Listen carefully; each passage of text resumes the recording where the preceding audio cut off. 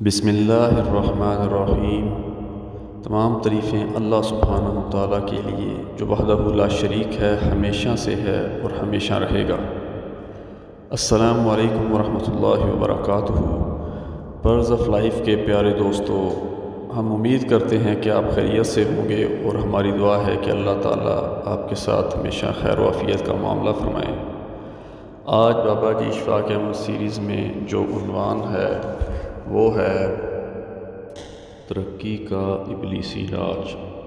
آج سے چند روز پہلے کی بات ہے، میں ایک الیکٹرانکس کی شاپ پر بیٹھا تھا تو وہاں ایک نوجوان لڑکی آئی۔ وہ کسی ٹیپ ریکارڈر کی تلاش میں تھی۔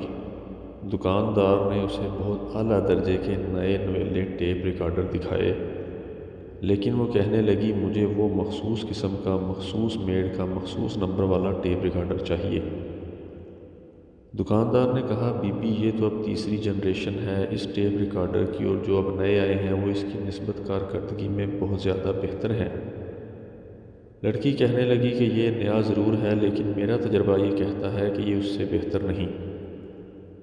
میں بیٹھا غور سے اس لڑکی کی باتیں سننے لگا، کیونکہ اس کی باتیں بڑی دلچسپ تھیں اور وہ الیکٹرانکس کے استعمال کی ماہر معلوم ہوتی تھی۔ انجینئر تو نہیں تھی، لیکن اس کا تجربہ اور مشاہدہ خاصا تھا۔ وہ کہنے لگی کہ آپ مجھے مطلوبہ ٹیپ ریکارڈر تلاش کر کے دیں، میں آپ کی بڑی شکر گزار ہوں گی۔ میں نے اس لڑکی سے پوچھا بی بی آپ اس کو ہی کیوں تلاش کر رہی ہیں؟ اس نے کہا کہ ایک تو اس کی مشین بہتر تھی، اور اس کو میری خالہ مجھ سے مانگ کر دبئی لے گئی ہیں اور میں ان سے واپس لینا بھی نہیں چاہتی۔ لیکن اب جتنے بھی نئے بننے والے ریکارڈرز ہیں ان میں وہ خصوصیات اور خوبیاں نہیں ہیں جو میرے والے میں تھیں۔ اس واقعہ کے دوسرے تیسرے روز مجھے اپنے ایک امیر دوست کے ساتھ کاروں کے ایک بڑے شو روم میں جانے کا اتفاق ہوا۔ شو روم کے مالک نے ہمیں کار کا ایک ماڈل دکھاتے ہوئے کہا کہ یہ ماڈل تو ابھی بعد میں آئے گا، لیکن ہم نے اپنے مخصوص گاہکوں کے لیے اسے پہلے ہی منگوا لیا ہے۔ انہوں نے بتایا کہ اس ماڈل میں پہلے کی نسبت کافی تبدیلیاں کی گئی ہیں اور یہ کمال کی گاڑی بنی ہے۔ میں نے استفسار کیا کہ کیا پچھلے سال کی گاڑی میں کچھ خرابیاں تھیں جو آپ نے اب دور کر دی ہیں؟ وہ خرابیوں کی ساتھ ہی چلتی رہی ہیں، اس میں کیا اتنے ہی نقائص تھے جو آپ نے دور کر دیے؟ کہنے لگے نہیں اشفاق صاحب یہ بات نہیں ہے، ہم کوشش کرتے رہتے ہیں کہ اس میں جدت آتی رہے اور اچھی باسہولت تبدیلی آتی رہے۔ یہ سن کر میرا دماغ پیچھے کی طرف چل پڑا اور مجھے یہ خیال آنے لگا کہ ہر نئی چیز، ہر پیچیدہ چیز، ہر مختلف شے یقیناً بہتر نہیں ہوتی۔ اس مرتبہ میری سالگرہ پر میری بیوی نے مجھے کافی پرکولیٹر دیا اور وہ اسے خریدنے کے بعد گھر اس قدر خوش آئیں کہ بتا نہیں سکتا۔ کہنے لگی میں بڑے عرصے سے اس کی تلاش میں تھی، یہ بالکل آپ کی پسند کا ہے اور یہ آپ کو اٹلی کی یاد دلاتا رہے گا، آپ اس میں کافی بنایا کریں۔ میں نے دیکھا وہ بالکل نیا تھا اور اس میں پلاسٹک کا استعمال زیادہ تھا، لیکن اس کا پیندہ کمزور تھا اور وزن زیادہ تھا۔ دوسرا اس کی بجلی کے پلگ تک جانے والی تار بھی چھوٹی تھی، اور جب میں نے اسے لگا کر استعمال کیا تو اس میں پانی کو کھولانے کی استطاعت تو زیادہ تھی، لیکن کافی باپیانے کی طاقت اس میں بالکل نہیں تھی۔ چنانچہ میں ان کا دل تو خراب کرنا نہیں چاہتا تھا اور میں نے کہا ہاں یہ اچھا ہے، لیکن فی الحال میں اپنے پرانے سے ہی کافی بناتا رہوں گا۔ جب وہ چلی گئی تو اس وقت میں نے کہا یا اللہ، میں نے اللہ سے دعا کی جو میری دعاؤں میں اب بھی شامل ہے کہ یا اللہ مجھے وہ صلاحیت اور استطاعت عطا فرما کہ اگر تو نئی چیز اور طرح نو کی کوئی اختراع وہ بہتر ثابت ہو بنی نو انسان کے لیے اور تیری بھی پسند کی ہو تو وہ میں اختیار کروں، لیکن صرف اس وجہ سے کہ چونکہ یہ نئی ہے، کیونکہ لوگوں کا گھیرا اس کے گرد تنگ ہوتا جا رہا ہے، کیونکہ یہ توجہ طلب ہے تو اس لیے میں اس سے دور رہوں۔ چنانچہ یہ میرے دل میں اترتی گئی اور میں پراگرس کے بارے میں سوچتا رہا کہ ترقی جس کے پیچھے ہم سارے بھاگے پھرتے ہیں اور جس کے بارے میں جگہ جگہ گھروں میں، گھروں سے باہر محلوں، شہروں میں، حکومتوں اور اس کے باہر ترقی کی جانب ایک بڑی ظالم دوڑ جاری ہے، اس دوڑ سے مجھے ڈر لگتا ہے کہ حاصل تو اس سے کچھ بھی نہیں ہوگا، کیونکہ ترقی میں اور فلاح میں بڑا فرق ہے۔ میں اور میرا معاشرہ، میرے اہل و عیال اور میرے بال بچے فلاح کی طرف جائیں تو میں ان کے ساتھ ہوں، خالی ترقی نہ کریں۔ خواتین و حضرات، یہ انتہائی غور طلب بات ہے کہ کیا ہم ترقی کے پیچھے بھاگیں یا فلاح کی جانب لپکیں اور اپنی جولیاں فلاح کی طرف پھیلائیں۔ گوجرانوالہ شہر میں ایک ایڈلٹ ایجوکیشن یعنی تعلیم بالغاں کے بڑے نامی گرامی اسکول ہیں۔ مجھے ان ایڈلٹ ایجوکیشن کے اسکول میں ایک دفعہ جانے کا اتفاق ہوا تو وہاں کسان، زمیندار، گاڑی بان تعلیم حاصل کر رہے تھے اور اس بات پر بڑے خوش تھے کہ چونکہ انہوں نے تعلیم حاصل کر لی ہے اور وہ فکروں اور ہندسوں سے شناسا ہو گئے ہیں، اس لیے اب انہوں نے ترقی کر لی ہے۔ چنانچہ وہاں ایک بہت مضبوط اور بڑا ہنس مکھ سا گاڑی بان تھا۔ میں نے کہا، کیوں جناب گاڑی بان صاحب، آپ نے علم حاصل کر لیا؟ کہنے لگا، ہاں جی میں نے علم حاصل کر لیا۔ میں نے کہا، اب آپ پڑھ لکھ سکتے ہیں؟ کہنے لگے، لکھنے کی تو مجھے پریکٹس نہیں، البتہ میں پڑھ ضرور لیتا ہوں۔ میں نے کہا، آپ کیا پڑھتے ہیں؟ کہنے لگا، جب میں سڑک سے گزرتا ہوں تو جو سنگ میل ہوتا ہے میں اب اسے پڑھنے کی صلاحیت رکھتا ہوں۔ میں نے اس سے پوچھا کہ اس سنگ میل پر کیا کچھ لکھا ہوتا ہے؟ کہنے لگا، میں ہر سنگ میل پر یہ تو پڑھ لیتا ہوں کہ 80 میل یا 70 میل، لیکن کہاں کا 80 میل کہاں کا 70 میل یہ مجھے کبھی پتہ نہیں لگا کہ کس طرف کا ہے۔ یہ 70 میل کہاں کی ہیں؟ اس کے باوجود وہ کہہ رہا تھا کہ میں ترقی یافتہ ہو گیا ہوں اور میں نے اب ترقی کر لی ہے۔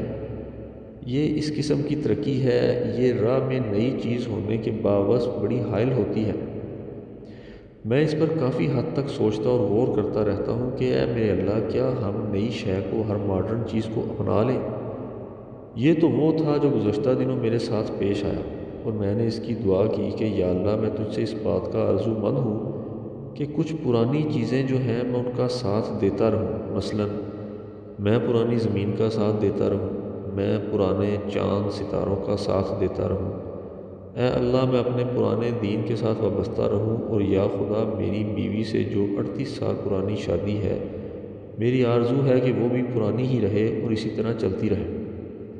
مجھے معلوم ہے کہ میرے دوست اور میرے جاننے والے مجھ پر ضرور ہنسیں گے اور مجھے ضرور ایک دقیانوس انسان سمجھیں گے اور میرا مذاق اڑائیں گے اور مجھے بہت فنڈامنٹلسٹ سمجھیں گے، بنیاد پرست خیال کریں گے، لیکن میں کوشش کر کے، جرت کر کے بہت ساری پرانی چیزوں کے ساتھ وابستہ رہتا ہوں، انہیں چاہتا ہوں، اور کچھ نئی چیزیں جو میری زندگی میں داخل ہو کر میرے پہلوؤں سے ہو کر گزر رہی ہیں، ان میں جو ٹھیک ہے، جو مناسب ہے، جو مجھے فلاح کی طرف لے جاتی ہے، میں ان کی طرف مائل ہونا چاہتا ہوں، اور مجھے یہ یقین ہے کہ خدا میری دعا یقیناً قبول کر لے گا۔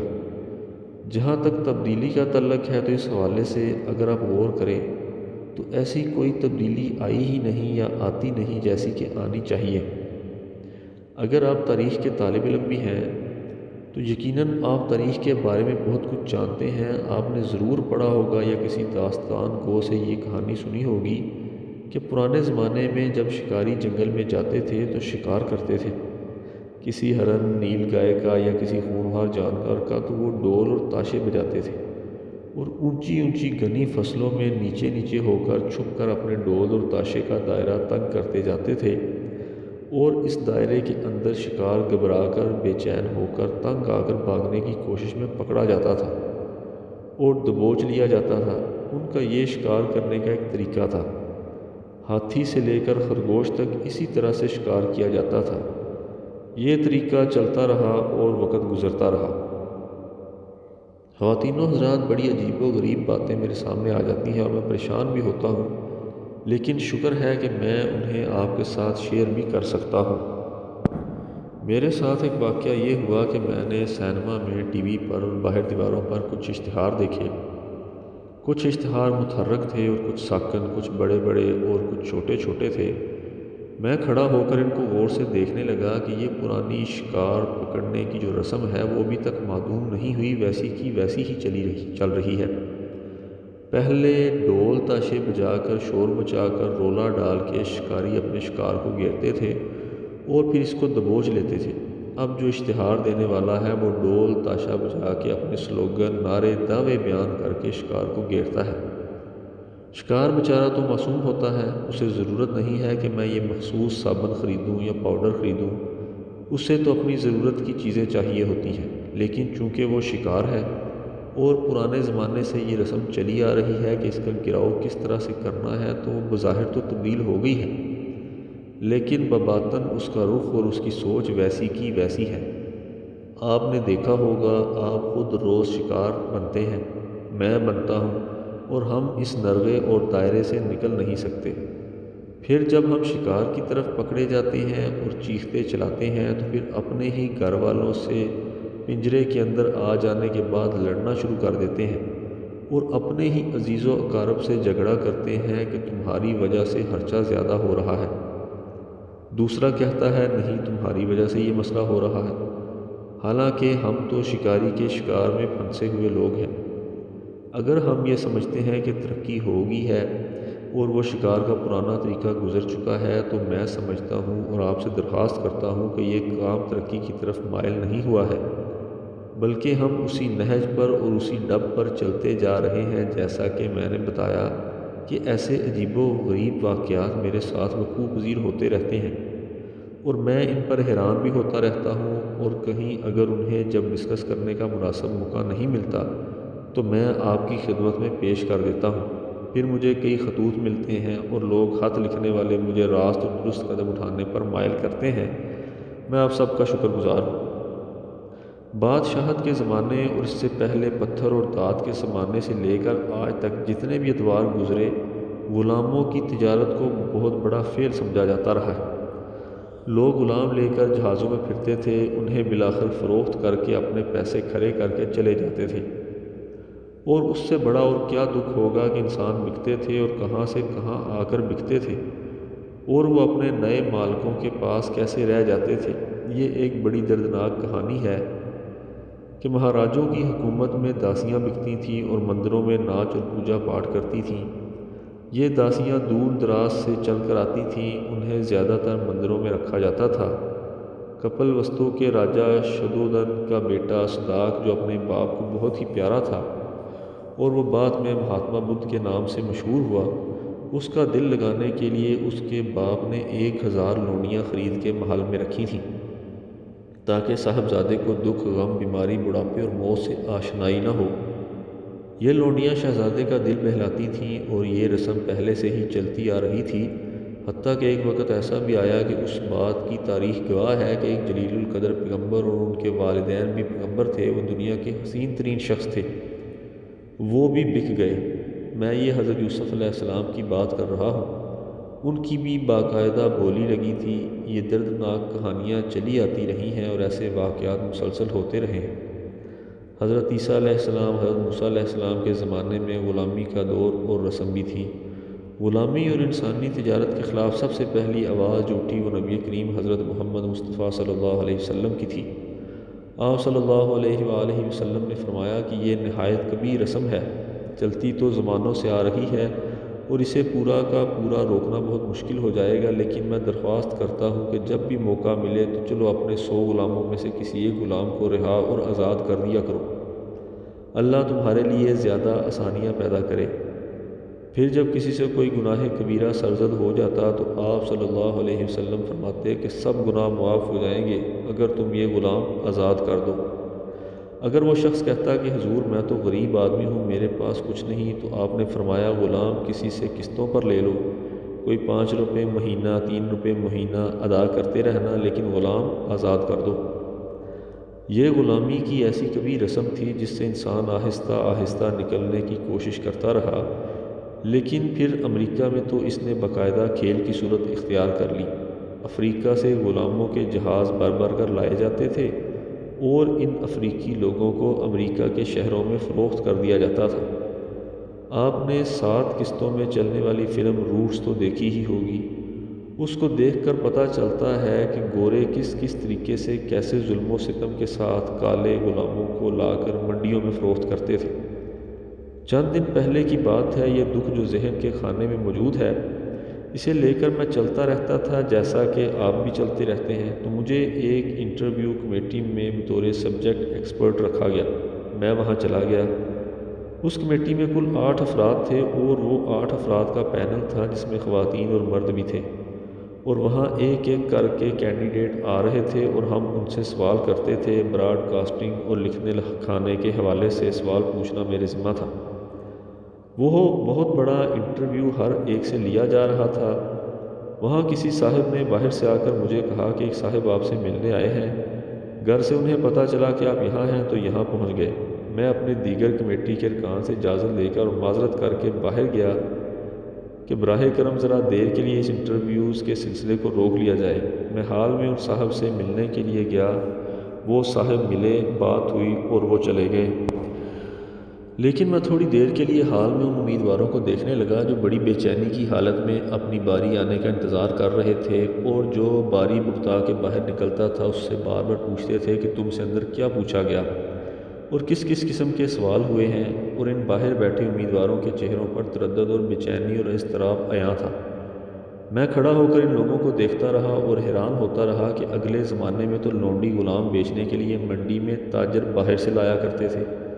آج جب ترقی یافتہ دور ہے اور چیزیں تبدیل ہو گئی ہیں، یہ نوجوان لڑکے اور لڑکیاں خود اپنے آپ کو بیچنے اور غلام بنانے کے لیے یہاں تشریف لائے ہیں، اور چیخیں مار مار کر اور تڑپ تڑپ کر اپنے آپ کو، اپنی ذات، وجود کو، جسم و ذہن اور روح کو فروخت کرنے آئے ہیں۔